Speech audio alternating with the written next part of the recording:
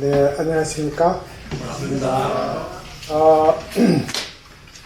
금강경을 1, 2, 3, 4, 5장을 공부했습니다. 지난번에 말씀드렸듯이 1, 2, 3, 4장이면 금강경 공부가 거의 끝났다. 그럼 이제 그 다음부터는 뭐냐? 금강경의 앞에서 이야기한 그 총론을 이런 측면 저런 측면에서 훑어보는 그런 이제 부가 설명쯤 된다 이 말이죠. 예전에 이제 우리 불교 공부하는데 굉장히 효과적인 짧은 문장이 두 가지가 있습니다. 하나는 신신명이고 하나는 증도가입니다. 근데 이 신신명 증도가라는 게 뭐 그냥 하루에 공부할 수도 있을 정도로 짧거든요.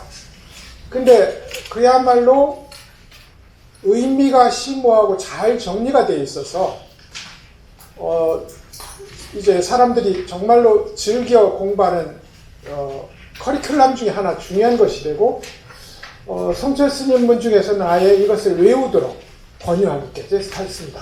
근데 예전에 중국에서 이 신신명이라는 글이 너무 중요하다 보니까 이것에 대한 자세한 주석서를 좀 써주세요. 이렇게 얘기합니다. 저도 신신명에 대한 책을 한번 냈거든요. 근데 신신명에 대한 책을 이 해설서를 한번 읽으면 쏙 귀에 들어오는 그런 해설서를 좀 써주세요. 그러니까 한 고승이 있다가 신신명의 시작이 이렇거든요. 신신불이 믿는 마음은 둘이 아니라 유형간택 오로지 가리고 선택하는 일만 멀리하면 될 뿐이다. 이래 됐어요. 요 구절을 갖다 놓고는 나머지 문장들을 전부 주석으로 돌렸다는 겁니다. 그러니까 이제 불경의 논의하는 방식의 가장 핵심이 앞에서 할 얘기를 다 해요. 실제로 과격한 선사들은 부처님이 사위성에 들어가기 전에 설법을 해마쳤다. 뭐 이렇게까지 말할 정도로 이미 두괄식으로 불경의 모든 부분은 앞부분에서 얘기를 다 끝내고 있다. 그래서 앞부분에 공부를 마쳤다면 뒷부분은 당연히 안 읽어도 되고 이래도 좋고 저래도 좋은. 근데 이제 우리는 그 부분이 잘 안 되는 거죠. 또 무슨 내용이 있고 또 무슨 내용이 있어서 기승전결 이걸 다 하면 무엇인가 전체적인 하나의 큰 지혜와 아르마리에 도달하게 되리라 하고 기대합니다. 근데 그렇지 않거든요. 제가 아무리 공부해봐도 이 공부는 어떻게 효과적으로 우리가 아르마리라고 하는 분석적, 분별적 지식 이 문제를 멈추느냐에 있습니다. 그러니까 이제 그럼 우리 금강경 공부는 왜 하느냐? 이 공부를 통해서 들어가서 이것을 버려야 된다는 걸 배우는 거지. 참 가깝한 얘기입니다. 이걸 의언니언이라고 합니다. 말에 의지하여 말을 벗어난다. 말을 계속 공부하고 금강경 달달달 외웠는데 그 목적은 뭐냐면 금강경 잊어버리기 위해서입니다. 금강경을 버리기 위해서단 말이죠. 이게 의언니언입니다.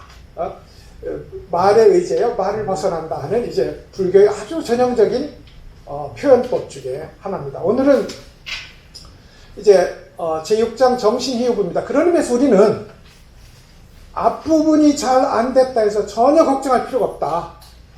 오늘 공부만 제대로 되면 앞뒤가 구슬 꿰듯이 저절로 끼워지게 돼 있다. 오늘 공부에 전념을 해야 된다. 이런 말이죠. 오늘 공부할 내용은 이제 양나라 소명태자는 정신희흡은 바른 믿음은 참으로 드물고 귀하다.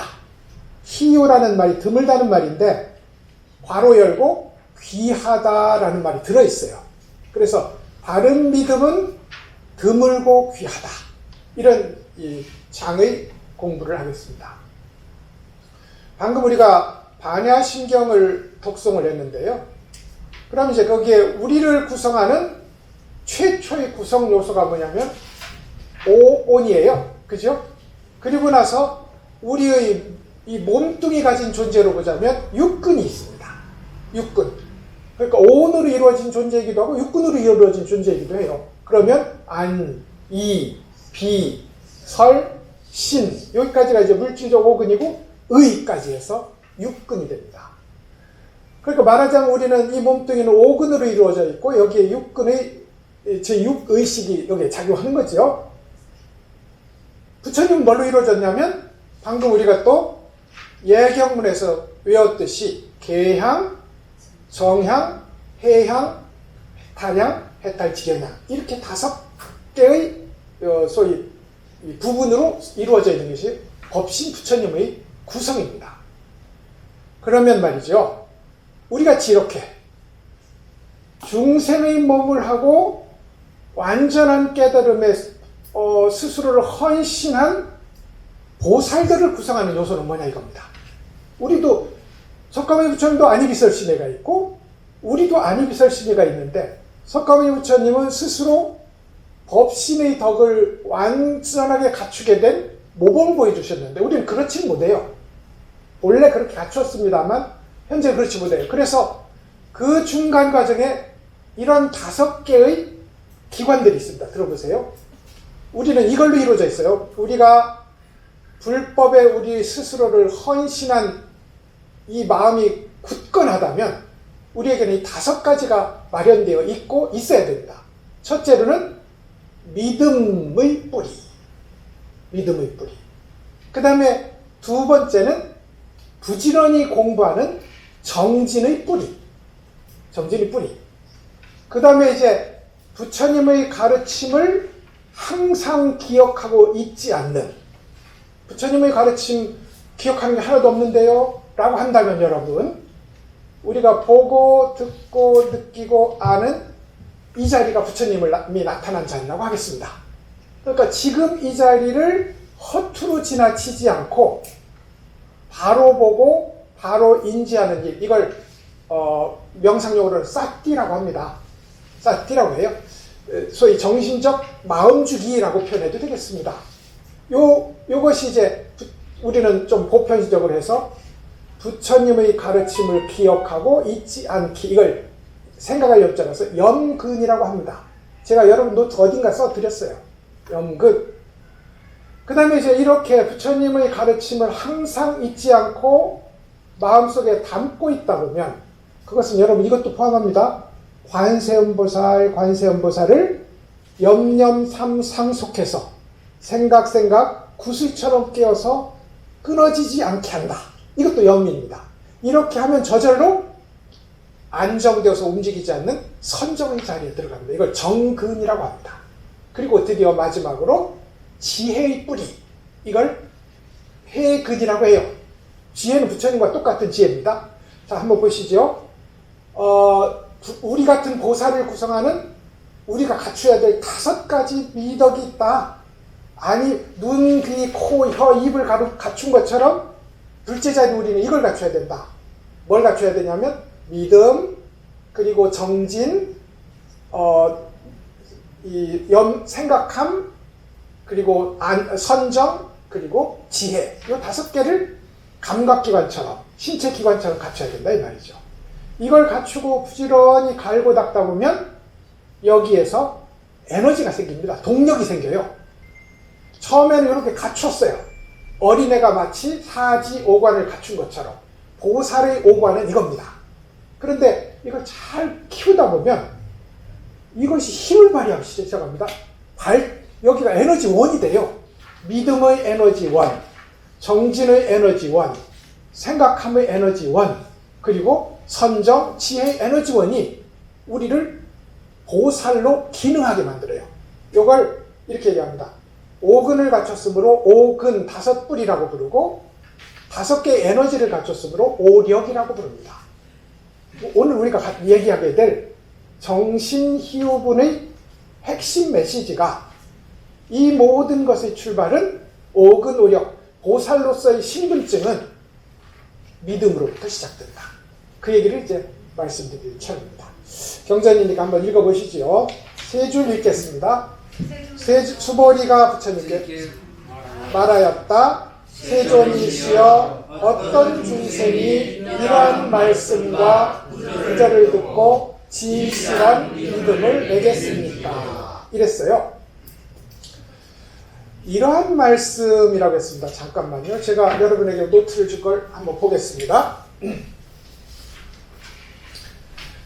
제가 이러한이라는 곳에 이제까지 우리가 공부해온 세 개의 중요한 장을 정리해 드렸어요. 뭐라고 정리해 드렸냐면 제3장 대승정종분의 핵심은 뭐냐면 모양을 떠나 중생을 제도하는 일. 이 세상 모든 무량한 중생들을 다 제도했어요. 만나는 사람마다 다 멱살 끌고 들어와서 부처님 전당에 데리고 오고 부처님께 귀의하도록 만든 그야말로 강력한 보살행을 했는데 내가 이래봬도 1000명의 중생을 제도한 사람이야, 10,000명의 중생을 제도한 사람이야 라는 생각이 요만큼도 안 든다 이겁니다. 요만큼도. 왜요? 나는 오로지 부처님 만나는 마음으로 중생 제도를 했지 나라는 우월한 존재가 중생이라는 열등한 존재를 끌고 가는 그런 행위를 하지 않았다. 이렇게 마음 먹는 일을 가리켜서 이제 대승정종분이라고 불렀어요. 두 번째는 그야말로 무수한 보시를 하되, 3종 보시가 있잖아요. 재물로 보시하고 진리로 보시하고, 그러니까 물질적 정신적 보시를 하고, 심지어 나 스스로 상대방을 무장해제시키는 남의 장벽을 스스로 몸을 허물게 하는 두려움 없음의 보시까지 했어요. 이걸 3종 보시라고 합니다. 제시, 법시, 무외시를 했다고요. 3종 보시를 했어도 그것을 내가 했다 라는 생각이 없는 것, 이게 머물지 않는 보시였습니다. 그 다음에 이제 그렇게 하다 보니 모든 모양, 우리가 이렇게 당신은 이런 모습, 당신은 이런 모습, 부처님은 이런 모습, 중생은 이런 모습이라는 이 모양의 틀에 구속되지 않으면 마침내 부처를 보리라 한 것이 우리가 열이실견분 5장에서 얘기했던 기본적인 얘기였어요. 이걸 알면, 이 말이 뭔지 알면 공부 안 해도 된다 이 말이죠. 근데 이 말이 여러분 말이 안 되는 겁니다. 솔직히 여러분 이게 말이 안 돼요. 보시를 열심히 보시하면서 당신이 보시한다는 생각을 잊어버려라. 근데 어떻게 열심히 해? 이게 그래서 제가 말은 이렇게 해놨는데 말이 안 되는 거예요. 근데 그 말 안 되는 것이 우리가 기도하고 수행하고 그리고 정말 보시를 실천하다 보면 실제로는 되는 거예요. 말로는 안 되는데 실제로는 돼요. 이게. 그래서 정말로 참선을 하다 보면, 정말로 연구를 하다 보면 이 자리가 있습니다. 그래서 도로 나와서 그거 말로 해봐. 그럼 이렇게밖에 말 못해요. 이렇게. 제가 이제 예전에 우리 부산에 공항에 가다 보면 보광선원이라고 거 있잖아요. 거기 굉장히 큰 스님이 있었어요. 근데 이 굉장히 큰 스님을 제가 젊은 교수 시절에 찾아가서 이제 가르침을 청했어요. 지가 뭘 한다고 가르침을 청했겠습니까? 가르침을 청했는데 정말로 이제 그런 어리석은 이제 건방진 젊은 사람도 마다하지 않고 최고의 가르침을 이제 주셨다고 저는 생각해요. 근데 그 뒤로 조금 지식으로 부족한 어떤 이가 그 계승자가 됐답니다. 말하자면 주먹도 좀 쓰고 스님의 계승자가. 그래가지고 그 법형제들이 가서 물었다는 거예요. 당신이 아는 것을 우리한테 말해보세요. 그러니까 내가 말해도 모르십니다. 이렇게 말했다는 거예요. 어쩌면 이게 아주 솔직한 얘기인데 지금 얘기한 우리 이 세 가지 이걸 가만히 씹어보세요. 이건 논리적으로 성립 안 하는 겁니다. 모양을 열심히 짓되 모양이 없는 도리에 충실해라. 열심히 보시하되 보시했다는 이 생각까지 머물지 말라. 이게 안 돼요. 그럼 열심히 할 수가 없거든요. 근데 수행하면 되거든요. 그래서 요 말을 계기로 도대체 이 말도 안 되는 이것이 무슨 뜻이지? 라고 덤벼들 때 우리한테 속에서 간질간질 알고 싶은, 정말로 이 마른 침이 꼴깍꼴깍 삼켜지는 알고 싶은 의지가 일어나요. 그게 발심입니다. 실제로는 도대체 왜 이런 말씀하셨지? 정말 맞는 것 같은데 아무리 해도 이해가 안 돼.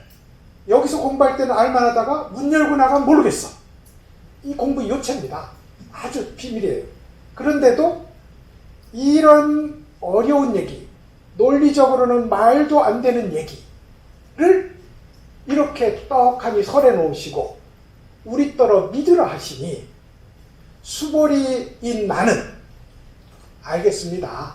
제가 공의 도리를 열심히 공부하다 보니 모양도 내려놓고 모양 내려놓는다는 생각도 내려놓고, 그래서 끝내 텅 빈 자리에서 오는 손님 100% 맞이하는 이 도리를 알겠습니다. 이렇게 얘기해놓고, 그런데 다른 사람은 알겠습니까? 다른 사람은 믿겠습니까? 이렇게 물은 거예요. 다른 사람은 수보리는 보살로 진화를 했으니까 말이죠. 그래서 이제 이렇게 묻는 것이 미래에 부처님, 어떤 중생들이 부처님의 이런 말씀을 듣고서 이해하고 진짜 믿음을 낼 수 있겠습니까? 이렇게 물었어요. 믿음은 말이죠, 4가지 단계를 거칩니다. 오늘의 주제 중에 아까 처음부터 말했는데 제 말인데요, 믿음에도 진화가 있어요. 믿음의 진화라고 표현하겠습니다. 요런 단계를 거칠 겁니다. 보세요. 우리 불법의 공부는 4개 단계를 거칩니다. 늘. 믿음, 이걸 한문으로 신이라고 하겠습니다. 이해, 이걸 한문으로 해라고 부르겠죠. 실천, 이걸 한문으로 행이라고 부르겠습니다. 직접 깨닫고 체험함, 이걸 증이라고 부르겠어요. 그래서 신, 해, 행, 증이 있습니다. 근데 묘한 게, 처음에는 우리 회장님에 대한 존경심으로 부처님 절에 오면 향냄새 좋아서 여기 옵니다. 그래서 이제 그때부터 불교 신도예요. 불교 신도인데 뭐 믿느냐고 하면 반야심경도 모르고 금강경도 모르고 예불문도 모르고, 그런데 믿어. 이게 이제 얄팍한 믿음입니다.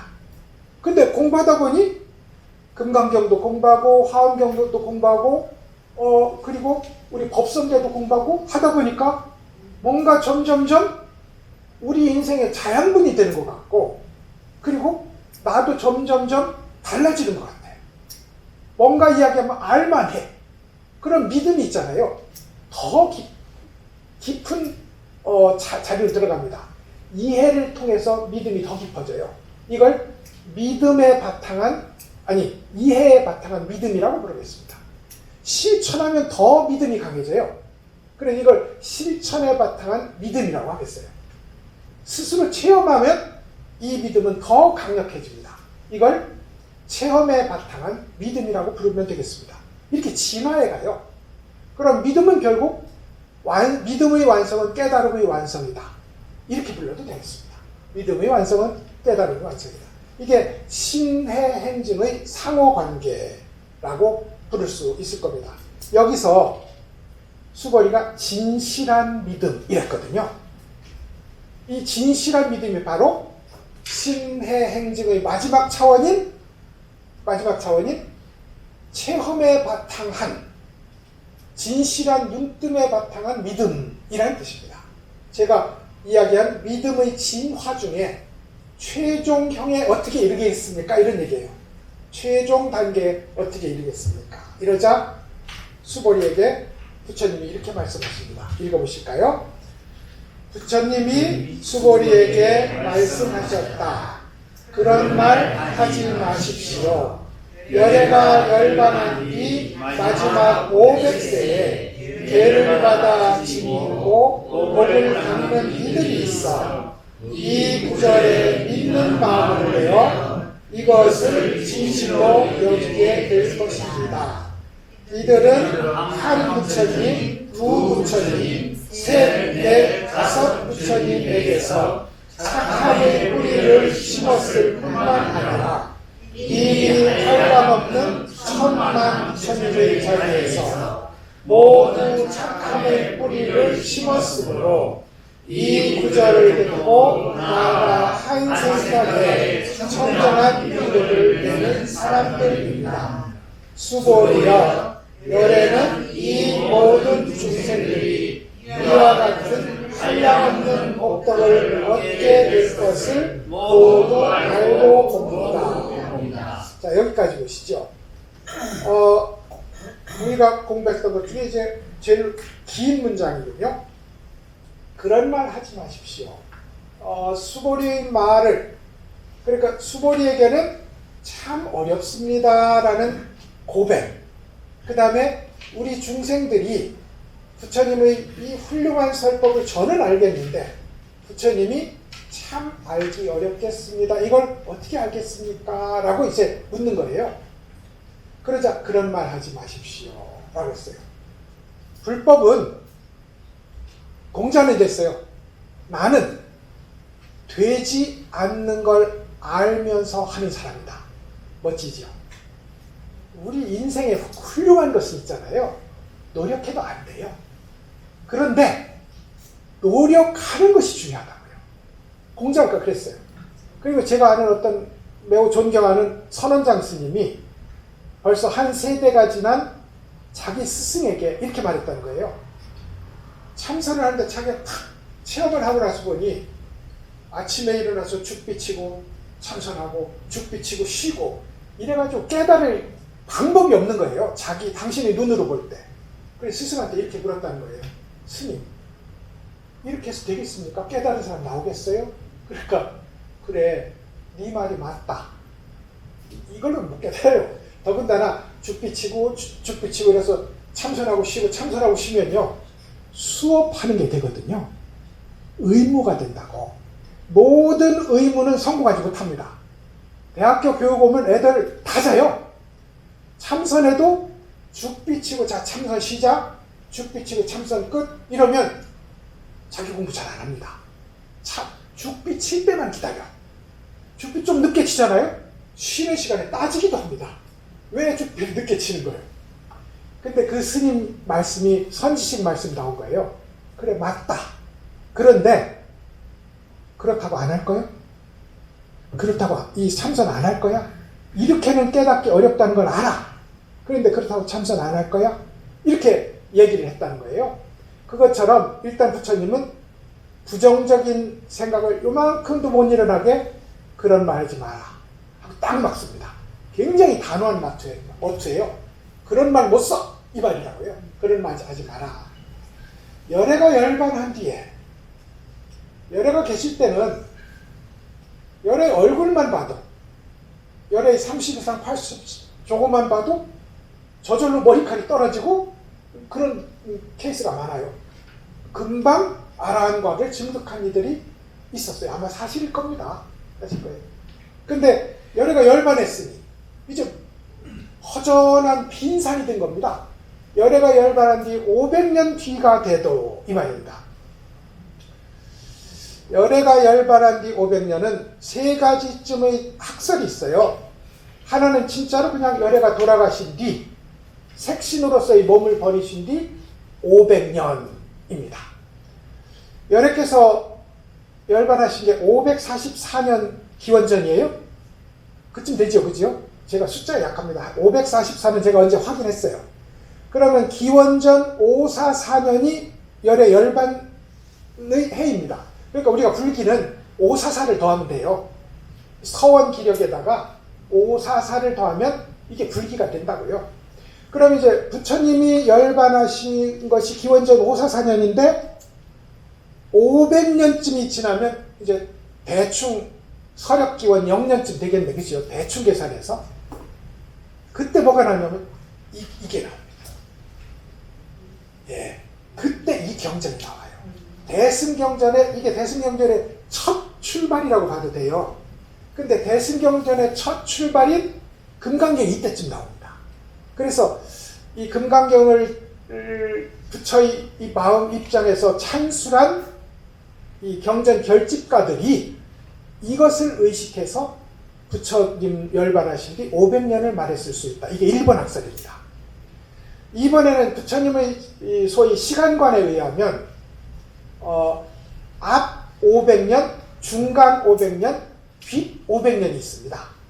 그리고 이제 부처님 열반 이후에 앞 500년 조금 괜찮겠죠? 중간 500년 조금 안 좋겠죠? 마지막 500년 엉망진창이겠죠? 근데 계산해보니까 우리가 거기 있네. 이렇게 500을 3단위로 나누었을 때 세 번째 500년, 이게 후 500년입니다. 마지막 이제 제일 사람들한테 환영받는 건 복잡하면 환영받습니다, 여러분. 뭔가 있어 보이거든요. 자, 들어보세요. 여러분도 들었을 겁니다. 부처님이 돌아가시면 바른 법이 1000년 지속됩니다. 바른 법이. 그 다음에 비스무리한 법이 또 1000년이 지속돼요. 그 다음에 말도 안 되는 법이 10,000년 지속됩니다. 그러면 바른 법이 1000년 지속되는데 이걸 500으로 자르면 첫 번째 500년은 공부만 하면 깨달아요. 그래서 이걸 해탈제일, 해탈견고의 시대라고 부릅니다. 해탈제일. 그 다음에 이제 그 500년이 지나면 공부를 하면 해탈은 안 하는데 해탈의 입구에 드는 선정이 확고해지는 시대입니다. 이걸 선정견고의 시대라고 불러요. 제가 여기 써놨어요. 선정견고의 시대라고. 그 다음에 이제 두 번째는 뭐예요? 비스무리한 시대라고 불렀잖아요. 이걸 한문으로 상법시대라고 부릅니다. 비슷한 시대란 말이죠.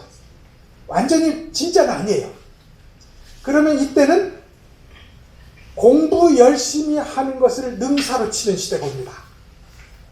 우리도 지금은 그런 편이죠. 머릿속에 좀 많이 담을수록 불법을 잘할 것 같아요. 그렇진 않습니다. 제가 해보니까 제가 많이는 안 해봤어도 한 20년, 30년 공부해보니까 많이 담는다고 지혜로워지거나 자유로워지지 않아요. 하여간 많이 담는 것을 능사로 치는 시대입니다. 이걸 다문견고의 시대라고 부릅니다. 그 다음에 네 번째 500년에는 공부 뭐고 절 짓고 탑 조성하는데 온 전력을 기울이는 데가 와요.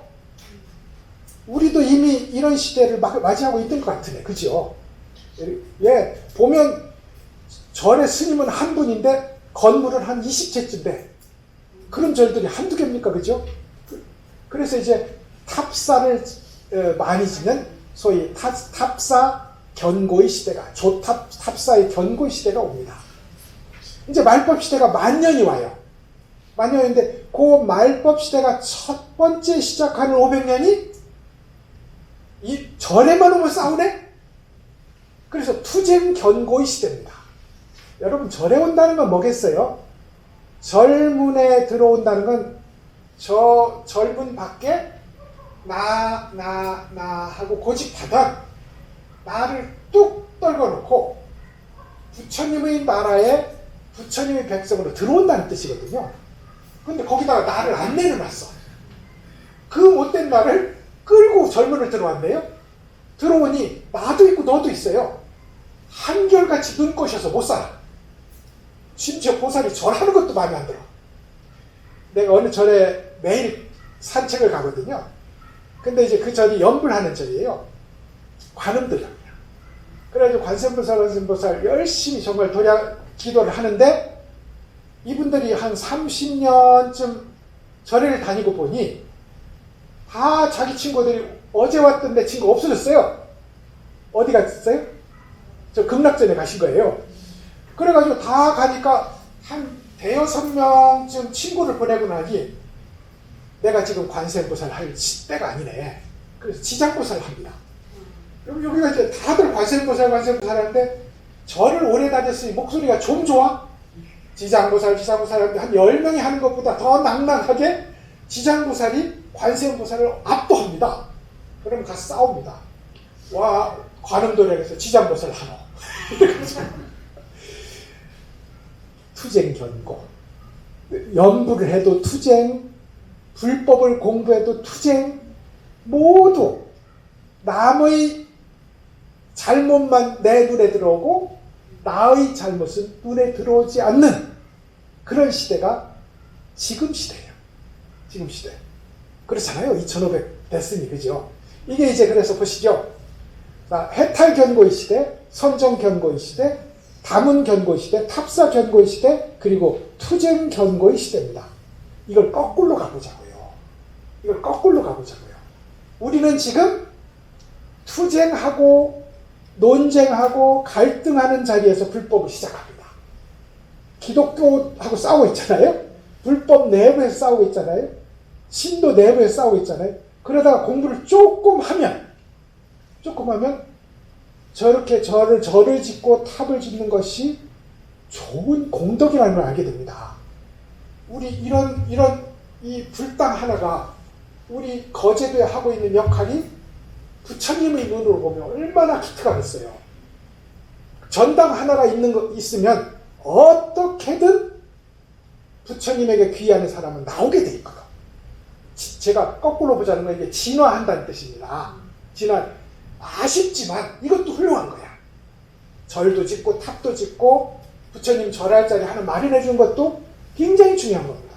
그러다가 절에 가다 보니 금강경도 좀 알아야 되겠고 반야신경도 알아야 되겠고 얼마나 대견한 얘기입니까? 그러다 보니 이거 가지고는 안 되겠네. 옛날 덕산 스님이 했던 것처럼 경전이고 뭐고 나 모르겠다고 다 던지고 관세음보살만 할래, 이목구만 할래, 참선만 하고 기도만 하고 하는 자리로 쑥 들어가게 됩니다. 그러다가 그 중에 100에 하나, 여러분 우리가 완전한 깨달음에 이르지 않아도 이미 참선을 하겠다고 앉는 순간 깨달음 우리하고 함께 하거든요. 그런 의미에서 선정을 하는 순간 해탈의 깨달음의 자리도 이미 거기에 주인이 생길 거야. 그러니까 앞에서 얘기한 걸 하면 우리가 절망뿐이지만 우리가 이 투쟁 견고의 시대의 불법을 시작한다는 건 대견하게도 이런 역행으로 시대를 거슬러 올라가서 부처의 영취산에서 설법하는 부처를 맞대면하겠다는 그런 여행을 시작한 거다. 이렇게 생각하면 얼마나 굉장한 일을 우리가 지금 하고, 마침 금강경은 거기 어디 다문견고쯤에 있는 거예요. 그러니까 우리가 꽤 많이 온 거예요. 여정도. 그죠? 여정을 꽤 걸어온 겁니다. 이것이 이제 500세입니다. 어찌됐든 그 500세 캄캄한 시대에도 부처님의 계율을 지키고, 여러분 이런 말 들어보셨죠? 계는 부처님의 행동이다. 들어보셨죠? 계시불행입니다. 혹은 5개가 있고 혹은 10개가 있고 혹은 250개가 있고 계가 무수히 많고 다양하지만 기본적으로 계는 부처님의 행동을 흉내내는 겁니다. 부처님 흉내내면 부처님 닮아요? 닮습니다. 저는 저희 형님 글씨를 배웠는데, 형님 글씨, 사람들은 지금은 제가 컴퓨터만 쳐서 글씨를 못 쓰는데, 예전에 글씨를 쓰면 저희 형님하고 제 글씨를 구분하는 사람이 없었어요. 흉내내면 닮아요. 부처님 계율을 열심히 따라서 부처님답게 실천하다 보면 우리는 점점점 부처님을 닮게 됩니다. 이게 계율의 핵심입니다. 말하자면 얼마나 멋있어요. 보세요. 우리 금강경이니까 금강경 얘기를 해보자고요. 부처님이 숲속에서 참선을 하다가 가만히 일어나셔서 옷을 입고 바루를 드시고, 그리고 제자들과 쭉 그걸 나란히 기러기처럼 간다고 하거든요. 제자들과 나란히 발을 들고 눈을 흔들리지도 않은 채 1.5m 앞에 눈을 던진 채 쭉 지나갑니다. 지나가요. 그래서 맛있는 음식을 줬다고 해서 얼굴에 기쁘지 않고, 좋지 않은 음식을 줬다고 해서 기분 나빠하지 않고, 오로지 평등하게 7집을 쭉 받고 돌아와서 그걸 공평하게 나눠서 깔끔하게 드시고, 그리고 바루를 거두고 옷을 개고 자기 자리에 몰려가서 쭉 앉았단 말입니다. 이게 금강경 전부예요. 사실은 여기에 부처님의 모든 이걸 84,000의 세밀한 실천이 여기 다 담겨 있어요. 이걸 상상만 하셔도 우리는 계율을 지킨 게 됩니다. 계율을 지키게 돼요. 그래서 500년 뒤 우리입니다. 뒤 500세에 부처님의 행동을 보고 감탄하고 흉내내려고 하고 따라하려고 하고 수복자 안으로는 부처님이 하시는 것처럼 끝없이 보시를 한다 이 말입니다. 복은 보시에서 와요. 복은 여러분, 내가 이거 물병입니다. 우리가 각자 가득 찬 병이에요. 비워야 복이 들어와요. 이걸 꽉 채워놓으면 복이 못 들어와요. 그래서 비울수록 복이 들어옵니다. 복이 들어오고 부처님의 전생담, 이걸 뭐라고 하죠? 자카타, 본생담이라고. 자카타라는 것이 엄청 여러 편이 있습니다. 내가, 이거 부처님이 직접 설법하신 거예요. 내가 과거 어느 시절에입니다. 내가 과거 어느 시절에 열심히 수행하던 구루문자 우레레를 숫자를 써서 운매 동자였을 때, 그때 부처님이 나타나지 않으셨나. 그때 그 부처님의 이름이 한문으로는 연등불, 이 연등불입니다. 정광불, 청정한 빛을 발하는 부처님이라는 뜻에서 정광불, 같은 뜻입니다. 그리고 원어로는 디팡가라 부처님, 한문으로는 제화갈라 부처님, 이게 같은 말이에요. 디팡갈라하고 제화갈라가 다른 발음인 것 같잖아요. 한문으로는 제가 D예요. 중국어 발음은 이 제화갈라 할 때 제자가 D라고 읽습니다. 그래서 같은 발음입니다. 디팡갈라, 이건 일본 말이고 제화갈라는 한문 발음인데 같은 발음입니다. 제화갈라 부처님이 그때 오셨습니다. 그런데 내가 그때 가난한 수행자로서 부처님께 꽃을 올리려고 가보니 온 세상의 꽃이 동나버렸습니다. 부처님께 드리려고. 익숙한 얘기입니다. 그렇죠? 그래서 제가 가만히 보니 한 어여쁜 처자가 꽃 5송이를 가지고 있길래 보시해 해주기를 원했습니다. 근데 그 처자가 저희 간절한 태도를 보고 5송이를 통째로 내어주면서 이걸 전부 드리겠습니다. 다만 세세생생 당신이 깨달음을 성취할 때까지 저와 부부 인연을 맺어주셔야 됩니다. 그러니까 수행자로서 예 그러겠습니다. 이것도 내놓는 거예요. 이것도 자기 포기하는 겁니다. 예 그러겠습니다 하고 5송이를 받아서 연등불 부처님한테 드렸다는 겁니다. 모든 꽃은 하늘에서 떨어졌는데 5송이만 하늘에 떠서 부처님을 장엄했다. 이게 꽃 바치는 장면이었어요. 그러니까 이 운매라는 이 수행자는 수행자로서의 생명까지 내놨어요. 결혼하겠다, 이게 생명이거든요. 생명을 내놓은 자리라고. 결혼하겠다, 결혼까지 해주겠다, 부처님에게 나를 헌신할 수 있다면. 그리고 그때 바로 그 다음 장면이 부처님이 진흙밭을 지나가는데 내 머리를 풀어서 부처님의 진흙밭을 더러움에 물들지 않고 지나갈 수 있도록 해준 그 고사가 부처님의 전생담 중에 하나입니다. 핵심이 뭐냐면 내려놓은 보시. 이게 복 비는 거예요. 이제 여러분 중에도 상호간에 다 존경하실 거 아닙니까? 그런데 여기서 어떤 스님이 와서, 선지 스님이 와서 이야기하는데 상호도 거룩할 뿐더러 하는 말씀마다 내 가슴에 갑갑한 부분을 쾅쾅 때리면서 뚫어줘. 그러면 일단 집에 가서 통장부터 찾아야죠. 내가 저 스님한테 해드릴 게 뭔가? 돈, 시간, 봉사, 무엇이든 저 스님을 위해서라면 무엇이든 하겠네. 이게 선지식의 힘입니다. 그럼 부처님이면요, 아까 이 운례 저 수행자가 했던 것처럼 내 수행자로서의 생명까지 내려놓겠다. 이게 위대한 선지식을 만나서 우리 마음에 일어나는 자연스러운 반응입니다. 지금도 일어나요, 우리한테는. 지금도 위대한 스님을, 그래서 자꾸 좋은 스님을 만나야 돼요. 나를 잘해주는 스님이 아니라 나한테 특별 대접해주는 스님 만나면 안 돼요. 우리는 여러분 전부 그런 사람 만나더라고. 우리 장모님도 예전에 보니까 가서 특별 대접하는 스님을 자꾸 찾아다니더라고. 그러면 그건 스님이 할 역할이 아니에요. 스님은 우리가 얼마나 허무한 삶을 살고 있는지, 우리가 매번 집착을 내려놔야 되는 어떤 중요한 계기가 왜 있어야 되는지를 보여주는 사람인데, 그건 일단 우리를 훌륭한 사람으로 띄워 올리는 건 아닙니다. 아니, 그래도 하여간 훌륭한 스님이 나타난다고 지금도 있어요. 그런 스님을 자꾸 만나야 돼요. 그러면서 나에게 있는 것을 재물이 되었던, 정신적 봉사가 되었던, 아니면 나를 지탱하는 자존심이 되었던, 남김없이 내려놓는 그런 현장을 자꾸 마련하는 것이 복 짓는 일입니다. 이게 복 짓는 일이에요. 그래서 여러분 보시죠. 전에 한번 말했는데 미산 스님인가 하는 분도 그러고 미고사라는 운동을 해요. 그죠? 우리 한번 초청했죠? 예. 근데 미안합니다. 고맙습니다. 사랑합니다. 근데 이거 하기 어려운 거잖아요. 미안합니다 하면 우리 속에 이만큼이 비워져요. 고맙습니다 하면 우리 속에 이만큼이 비워져요. 사랑합니다 하면 우리 속에 이만큼이 비워져요.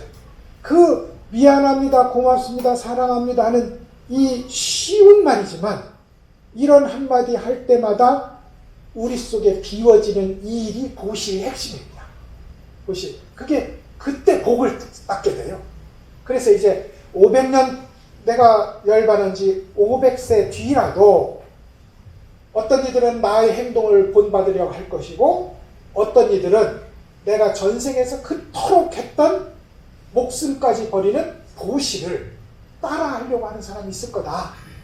그런 사람이 바로 금강경을 읽는다. 이 말이죠. 그래서 여기 보시죠. 이제 뒷부분은 쉽습니다. 이들은 한 부처님, 두 부처님, 셋, 넷, 다섯 부처님에게 착함의 뿌리를 심었을 뿐만 아니라 이랬어요. 한 부처님만 만나도 영광인데 그럼 우리를 전부 던졌을 건데 두 부처님, 세 부처님, 다섯 부처님에게 던졌으니 우리를 5번 던질 겁니다. 목숨이 5개라면 5번을 던지고 그 대가로 불법을 수용할 수 있는 토양을 받았어요. 그게 선근입니다. 우리가 왜 절에 왔겠어요? 들어오니 괜히 좋았습니다. 이게 선근입니다. 전생에 무엇인가 우리 토양을 불법이 들어올 수 있도록 조정하는 행위가 있었다 이 말이에요. 그게 나를 버리는 행위였다고요. 그래서 5 부처님의 회상에서 선근을 닦았을 뿐만 아니라 착함의 뿌리를 심었을 뿐만 아니라 거기다 씨앗을 하나 심었어요. 씨앗을 심었고 또한 나아가서 한량없는 천부처님, 만부처님의 자리에서 모든 착함의 뿌리를 심었습니다. 착함의 뿌리는 우리가 10악이 있으면 10선이 있고 108번뇌가 있으면 108악이 있고 84,000번뇌가 있으면 84,000선행이 있습니다. 우리가 할 수 있는 모든 선행을 모든 부처님을 만나면서 우리가 씨앗을 뿌려놨다 이 말이죠. 그렇기 때문에 이 구절을 듣고 한심 생각에 청정한 믿음을 내게 됩니다. 이랬어요. 아직은 청정한 생각을 안 내셨죠? 이 말은 이러거든요. 보시를 하되 무한한 보시를 하되 내가 보시했다는 생각, 저 사람에게 내가 도와주었다는 생각, 나와 그도 있고 그 사이에 500만 원이 오갔다는 생각, 물건도 있고 이렇게 나 보시되는 물건, 보시받는 자의 어떤 것에도 생각이 머물지 않고 마치 숨 쉬듯이 물 마시듯이 보시가 일어나는 것이 진짜 보시입니다 라고 하면 머리로는 알고 속으로는 그래 맞아 하고 속에 막혔던 이 매듭이 확 풀렸다면 이게 한 생각 바른 신심입니다. 근데 이제 이렇게 낼 수 있다고요. 이렇게 내는 것이 한 생각에 청정한 믿음을 내는 사람입니다. 청정한 믿음이 그겁니다. 내가 없어야 청정해요. 내가 개입하면 언제나 청정하지 않고 내가 내 개입을 멈추면 언제나 청정합니다. 이게 핵심입니다. 수보리어 열애는 이 모든 중생들이 이와 같은 한량없는 복덕을 얻게 될 것을 모두 알고 모두 봅니다. 이건 여러분 동의 안 하셔도 이렇게 해석해 드릴 겁니다. 열애는 열애의 신통력으로 이렇게 말할 수밖에 없어요. 열애는 모든 것을 한꺼번에 아는 신통력으로, 이걸 일체지라고 부르겠습니다. 열애가 갖추는 지혜입니다. 신통력으로 중생들에게 일어날, 미래에 일어날 500세 뒤에 일어날 일들을 결과를 보지 않고도 미리 안다. 이게 제 말이 아닙니다. 한문으로 미견과 결과를 보지 않고 안다 이렇게 표현해요. 열매를 보지 않고 열매를 알아요. 이게 부처의 지혜입니다. 그래서 과감하게 이렇게 얘기합니다. 내가 앞으로 500세 만년 뒤라도 이 대승의 도리를 보고서 듣고서 한 번에 나를 내려놓고 부처님이라는 대상을 내려놓고 깨달은 진리라는 생각도 내려놓는 사람이 분명히 나타날 것이다. 그것이 수많은 부처님에게 공덕을 쌓은 이의 현장이 될 것이다 하고 예언을 했어요. 그리고 어쩌면 우리도 그 예언의 현장에 있는 거지요. 자, 그 다음에 읽어보십시다. 이제 그 뒤는 쉬운 겁니다. 쉬운 건 아니고 공부했던 거죠. 왜 그런 걸까요? 이 모든 중생들에게는 더 이상 자의 아트만이라는 실체가 있다는 생각, 뿌드갈라라는 개인적 실체가 있다는 생각, 생명이라는 실체가 있다는 생각, 영혼이라는 실체가 있다는 생각이 없습니다. 대상의 실체가 있다는 생각도 없고 대상의 실체가 없다는 생각도 없습니다. 제가 좀 유식하게 여기까지 읽겠습니다. 아상인상 중생상 수사상의 가장 학문적인 해석이 이겁니다. 아트만, 뿌드갈라, 그리고 생명, 영혼 이렇게 번역했고 영어 번역도 이것과 동일합니다. 근데 이제 내가 나다라는 생각입니다. 이 모든 것이 내가 나다, 내 자만심, 자존감, 우리가 이렇게 이해하면 조금 편하겠습니다. 근데 여러분 누가 내 그림자를 갖다 발로 찼어. 그래도 기분 나쁠까? 누가 지나가다 내 그림자를 발랐어. 그래도 기분 나쁠까?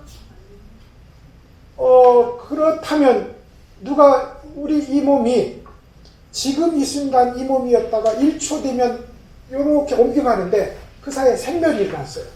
그러면 아까 일어난 나에 대해서 지금의 나가 왜 나를 때렸어라고 말하면 이게 논리적으로 옳을까 이 말입니다. 안 옳습니다. 근데 우리는 아까의 나, 지금의 나, 내일의 나가 쭉 연결되는 동일한 나라고 보는 거예요. 동일한 나라고. 이게 아트만이니 뿌드갈라니 영혼이니 생명이니 하는 게 다 그 얘기입니다. 근데 우리는 어느 지점에서 생각하냐면 이렇게 생각해 주실까요? 지난번에 동서남북의 하늘을 나눴는데 내 마음이 앉아있는 지점이 어디냐면 동쪽 하늘도 아니고 서쪽 하늘도 아니고 남쪽 북쪽 하늘도 아니고 하늘이라는 자리예요. 그러면 동쪽에 이 새가 날아가다 깍깍 하고 짖었는데 너 왜 내 마당에서 울어? 이렇게 할 겁니까? 동쪽이 내가 아닌데? 내가 비록 동쪽에 있지만 나는 허공인데 바다의 마음이 됐어요. 내가 바다의 마음이 되면 파도 1이 지금 내가 잠깐 나타난 모습입니다. 파도 1을 보고 10일을 걸겠습니까? 그렇게 생각하자 이겁니다. 온 우주가 한 덩어리 부처의 마음이에요. 이걸 불심이라고 불러도 되고 진여라고 불러도 됩니다. 본래 깨달음이라고 불러도 돼요. 여기서 생각하자는 겁니다. 여기서 생각하면 옆에 지나가는 사람 부처의 마음이 나타난 1현장, 2현장, 3현장 무슨 말씀인지 알죠? 부처의 마음이 나타난 이게 부처인데 부처의 마음이 나타난 5현장 이게 하나잖아요. 주먹 쥐면 하나라고요. 하나인데 주먹 펴면 5이잖아요. 주먹 5과 주먹 하나는 같은 거잖아요. 같은 거라고. 1현장, 5현장 이렇게 되는 거라고요. 그러니까 얘가 얘한테 뭐라고 할 수가 없는 거예요. 이게 우리 관계입니다. 모양 가진 우리 관계예요. 그러니 내가 있고 네가 있고 부처가 있고 중생이 있고 안 되는 겁니다. 하나의 현장에 우리가 마음을 두면, 이걸 여러분 이렇게 제 식으로 말씀하겠습니다. 본질에 발을 디딘 현상의 살림, 너무 유식한가? 그러니까 땅에 아주 바다라는 바탕에 발을 디딘 파도의 마음, 얘는 바다도 지니고 있고 파도도 지니고 있잖아요. 그렇지 않아요? 우리가 파도라고 생각하면, 이렇게 하면 이 말이 완전히 성립하는 거예요. 모든 중생에게는 아트만이라는 실체, 이런 관념들이 없습니다, 이 말입니다. 이 중에 아상이상 중생상 수자상은 이제 우리가 이해했어요. 이제 없어지기만 하면 됩니다. 대상의 실체가 없다는 생각, 실체가 있다는 생각, 이건 뭐냐면, 이건 조금 어려워요. 부처님은 그래도 우리보다는 훌륭한 존재 아니에요? 부처님은 불멸의 존재라면 믿으시겠죠? 네, 불멸의 존재입니다. 그래서 불생불멸입니다. 근데 여러분, 이래서 말이 안 된다는 거예요. 부처님은 불생불멸인데요. 불생불멸이잖아요. 반야신경에서 늘 하는 얘기거든요. 불생불멸 맞습니다. 불생불멸인데요. 생멸적 모습으로 밖에 안 나타나요. 무슨 말씀인지 알겠어요? 우리처럼 이렇게 눈에 보이는 일어났다 사라지는 현상으로밖에 안 나타나요. 이걸로밖에 안 나타난다니까. 요 모양으로밖에 안 나타나요. 이거 지우고 부처가 나타나지 않아요. 그러면 얘는 허망하다 하면서 이거 없이는 부처가 없다. 얘는 생멸이고 부처는 불생불멸이거든요. 그래서 불생불멸과 생멸이 한 몸입니다. 한 몸입니다. 파도와 바다가 한 몸인 것처럼. 비유하면 아는데 실제 우리한테 오면 어렵다니까. 이것이 소위 불생불멸의 부처와 생멸의 현상이 같은 한 몸입니다. 이걸 진공, 묘유라고 불러요. 진공, 묘유. 그래서 이제 요 대상의 실체가 있다는 생각도 없습니다. 대상의 실체가 있다면 근데 여러분, 이웃 종교에서는 하느님은 영원 불멸하고 우리는 순식간에 생멸합니다. 하느님은 영원하고 우리는 생멸해요. 둘이 빵 나눠졌어요. 우리는 안 중요하고 절대심만 중요해요. 이게 종교의 반을 가릅니다. 종교의 반은 이거예요. 그 다음에 우리 불교의 반을 이룬 우리 불교적 사유 방식은 하느님이 곧 나예요. 둘이 아니에요. 이걸 유식한 말로 하느님이 본질적으로 하나가 있다. 이걸 일원론. 하나의 근본이 있어요. 우리는 불이론. 우리는 둘이 아니에요. 그러니까 언제나 나는 못난 나니까 지워도 되고 부처님은 훌륭하니까 살려도 되고 이렇지 않습니다. 이 못난 나 말고는 부처가 나타날 길이 없어요. 그래서 못난 나와 잘난 부처님이 둘이 아닙니다. 이거와 이것처럼. 이것처럼 말이죠. 이게 법에 대상의 실체가 있다는 생각. 대상을 하느님이라고 그러죠. 하느님의 실체가 있다. 이건 교회에서 주장하는 거잖아요. 부처에게 실체가 있다. 이런 우리는 아닙니다. 실체가 없어. 맞지만 그건 꼭 실체가 있어. 그건 맞지만 꼭 그것은 실체 없는 그림자를 통해서 나타나. 이게 우리 대답입니다. 거꾸로 대상의 실체가 없다는 생각도 없습니다. 그러니까 비도 오고 바람도 불고 구름도 끼는데 분명히 눈앞에 인연 따라 생기고 인연 따라 소멸하는데 없다고 하면 안 되거든요. 없다고. 이게 혀가 꼬부라지는 있다고도 하고 없다고도 하고 있지 않기도 하고 없지도 않기도 하다는 그 혀 꼬부라진 얘기가 이 얘기입니다. 구름 빼고 하늘이 따로 있지 않아요? 본질과 일어나고 사라지는 것은 둘이 아니다. 이것을 우리가 깨닫는 것이 이 공부입니다. 자, 읽어볼까요? 그 다음에는 더 쉽습니다. 읽어볼까요? 왜 그런 걸까요? 이 모든 중생들이 마냥 마음으로 모양에 휘둘린다면 그것은 자아의 아트만이라는 생각이 있다는 생각, 뿌드갈라라는 개인적 실체가 있다는 생각, 생명력이라는 실체가 있다는 생각, 목숨이라는 실체가 있다는 생각에 집착하는 일이 되겠습니다. 왜 그런 걸까요?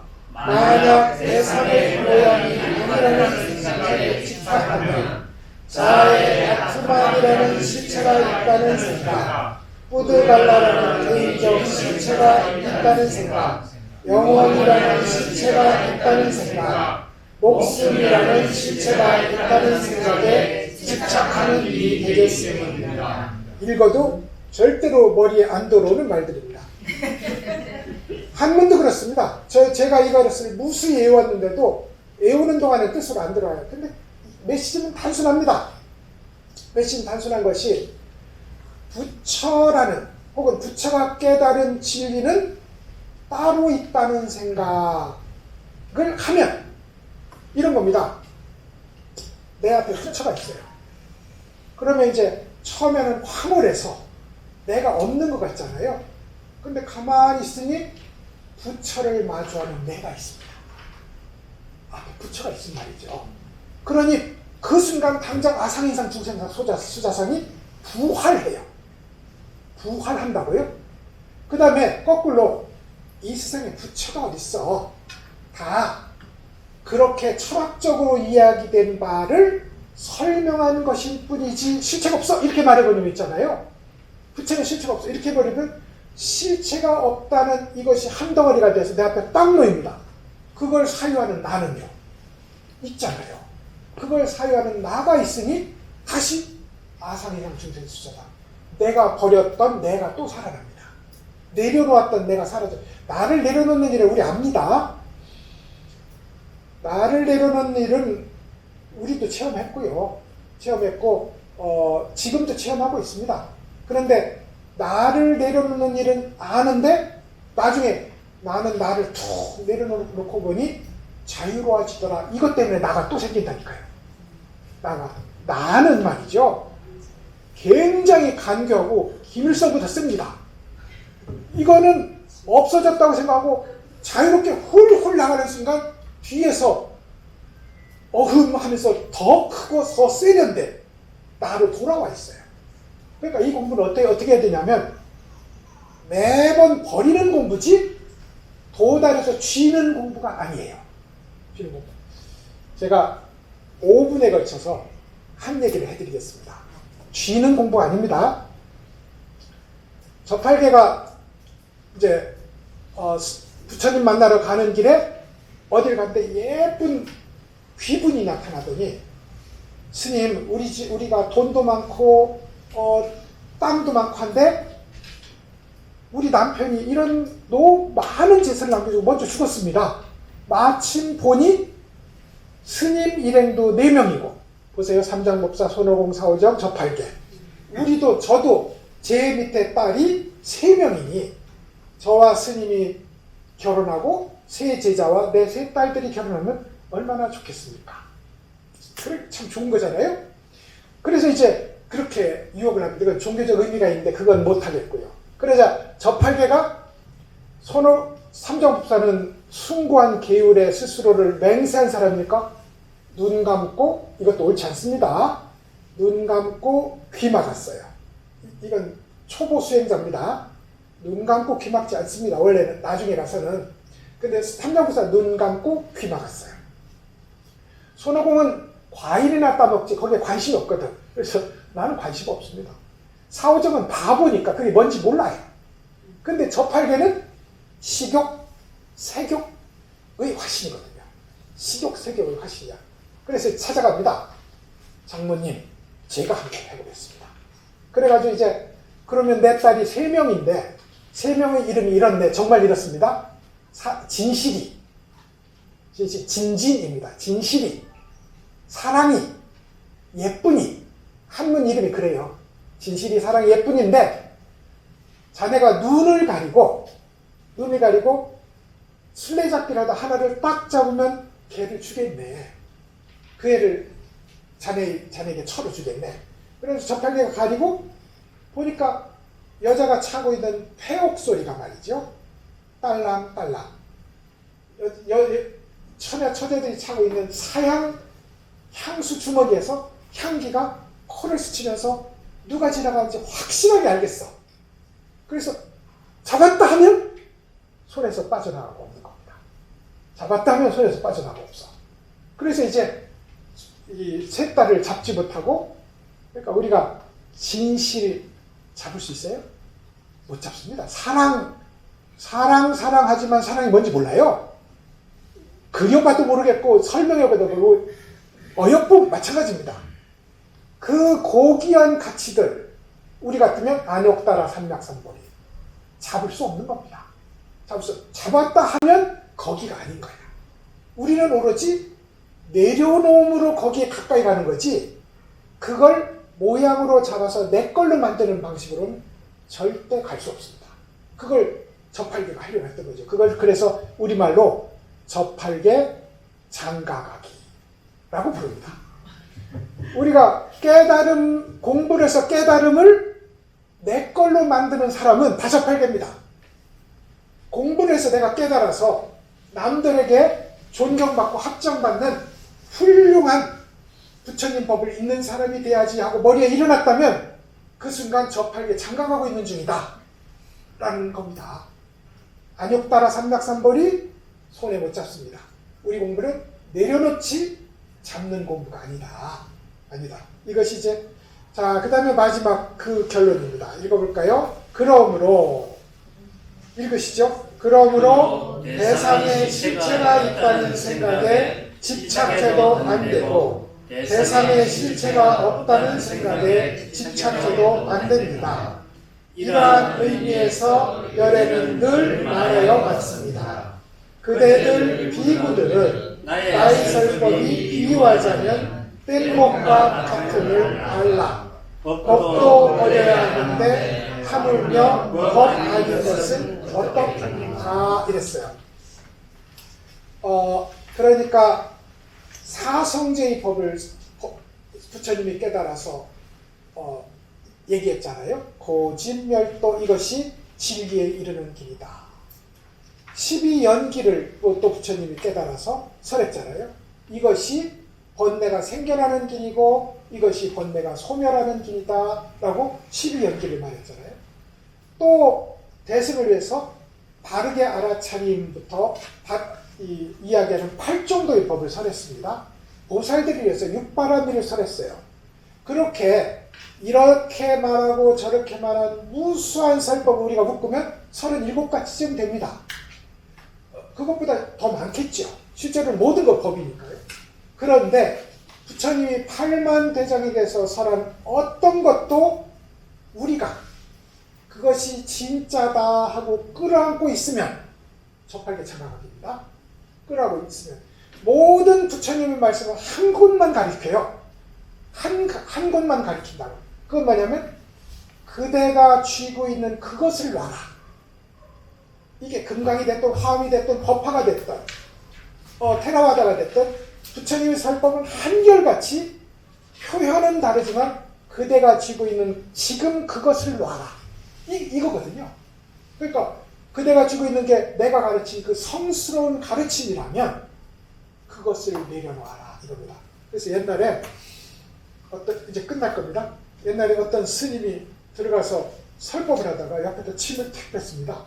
그래서 스님 법당에 올라서 그렇게 더럽게 침을 왜 뱉습니까? 그러니까 내가 설법을 하다 말이지 부처님이라는 말이 생각났어. 속이 역겨워서 부처님이라는 말이 생각나는 순간 토할 것 같아서 침을 뱉었다는 거야. 부처님이라는 말조차 토할 것처럼 찌꺼기로 가득 차 있다면 욕망, 출세, 소원, 성취 이런 것들이 우리의 머릿속에 담겨서 되겠느냐? 개인적 출세, 개인적 힘, 자랑, 개인적 뽐냄 이런 것들이 우리 마음속에 탐진치의 변형된 형태들이 우리 머릿속에 부처님도 버려야 되는데 부처님도 탐진치의 번뇌가 분장한 그 꼭두각시들을 우리 머릿속에 담아야 되겠느냐. 이게 법상응사, 법도 버려야 될 거를 하물며 법 아닌 것이겠느냐라는 그런 이야기가 되겠습니다. 그럼에도 불구하고 우리의 현실은 오늘 공부를 열심히 해서 오늘 꿈에 관세음보살님이 자 받아 적어라 24, 86, 24 라고 말하기를 바란 것이 이러면 불교는 흥성화될 텐데 이겁니다. 그 모습 속에서 우리는 조금이라도 버리려고 하는 이 현장을 말이죠. 소중하게 생각하셔야 된다. 이게 금강경 버림의 경전에서 말하는 얘기라고 하겠습니다. 자, 오늘 조금 길었습니다만 여기서 마치겠습니다. 수고하셨습니다.